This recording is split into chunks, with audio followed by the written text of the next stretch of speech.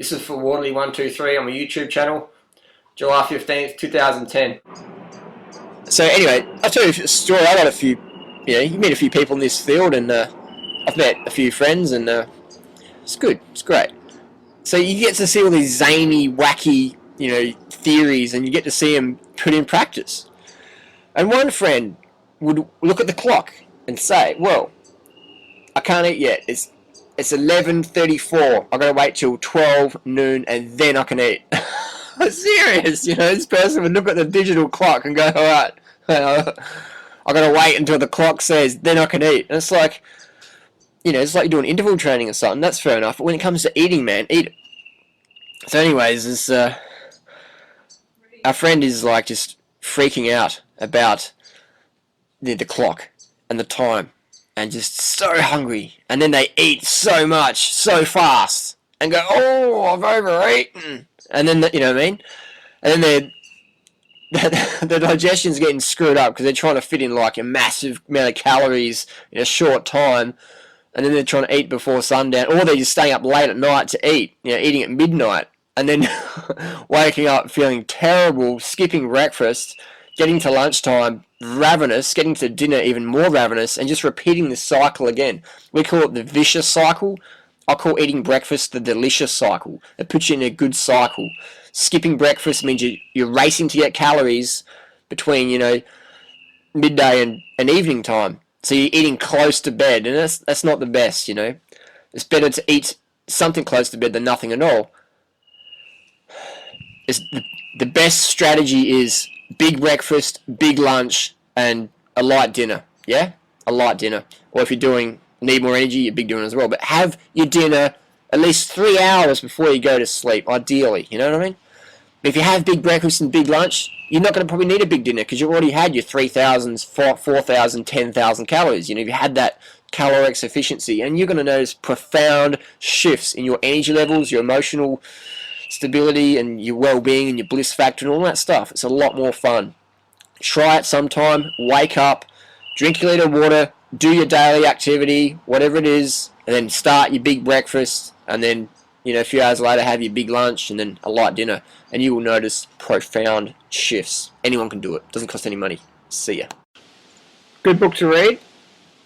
Vegan Bodybuilding and Fitness by Robert Cheek, aka RC, and it's I just actually got this morning here in Australia. It's got some good shots. It's got here Robert training. You see that? Vegan bodybuilder. And it's actually got a good section there for people into raw food, raw vegan. We've got, hope I pronounce it right, we've got Giacomo Machis. There's a raw vegan bodybuilder there. So, for all your people into lifting weights and stuff like that, Vegan Bodybuilding and Fitness by Robert Cheek. Check out the site. Get a copy and educate yourself from someone who's getting the results you desire. Another great thing I regularly read is Vegan Voice. It's an Australian vegan magazine. They do send overseas. It's got some great articles in there. It's a good thing to give to people who aren't really sure what vegan's about. This is the magazine that got me vegan. I went vegetarian for 1 week. I got a copy of Vegan Voice, and I went vegan overnight because I learned about how bad dairy is for your health and the truth about the dairy industry. And I was like, man, I'm out of here. I'm going vegan overnight. This is a magazine. Changed my life. Vegan Voice. And I've got a little wallet here from my friend Michael Arnstein. This is from Totally Tubular Designs. It's a wallet made out of an old bike tire which looks like a Continental GP4000, and it's some bicycle tubes as well. And you can, put all your things in there. And your money. And Freely just got one today. Where are we here? Check out this. This is like a, this is one made out of bike tubes as well. And it's, it's great. I mean, it costs $50, but it's a worthwhile industry support. I mean, you can make this yourself, if you're handy. It's great. So yeah, always good things. Another thing I use on bike touring, a Solio. I power my GPS watch on this, my Garmin. I power my MP3 player. Just put it in the sunshine. And it folds up like that, James Bond sort of gadget. Really good. Solio.com. Little things I recommend. What else have we got here? That's about it. Today was great. I actually had a 15-kilometre running race this morning, and I set a PB, 15 kilometres running in 59:13. That's a PB. Yesterday, I raced A grade on the road bike. So even though I set a PB this morning, I think if I didn't race yesterday, I could have done a little bit faster. Because I think when you race, it saps your speed for the next 24 hours. But hey, I set a PB. That's what it's about. I was happy with that. Talk to you soon. Check this out. This is a 2,000 calorie drink.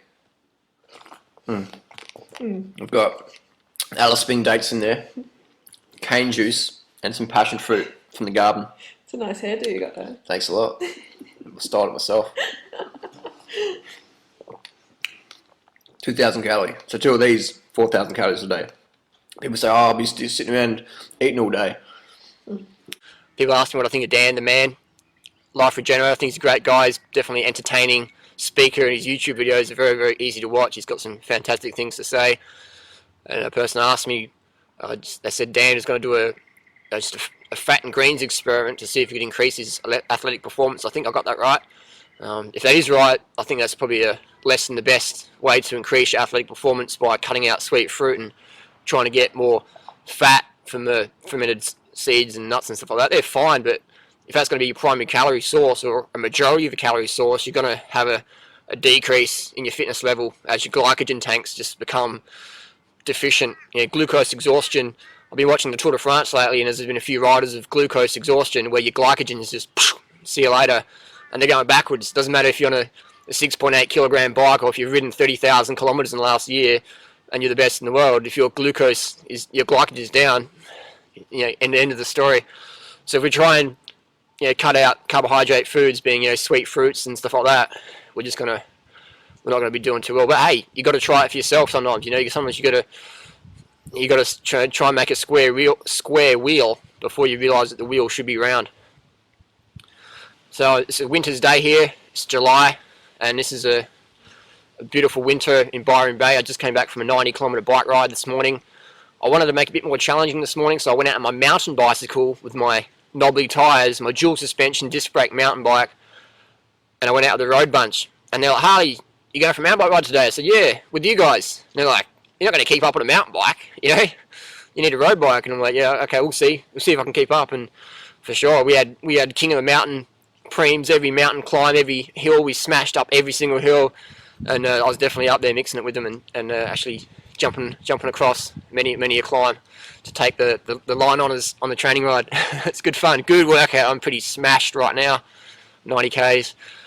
Doesn't matter who you are, how good an athlete you are. If you go high fat and become glucose deficient, you're gonna drop down, and you'll start to question a lot of things. You might question veganism or raw or whatever, and that's understandable, because when you feel shit, you look for options. You look for options. When humans are starved, they'll eat meat. When birds, like pigeons, are starved, they'll eat meat. Check out this pigeon eating chicken in Bangkok.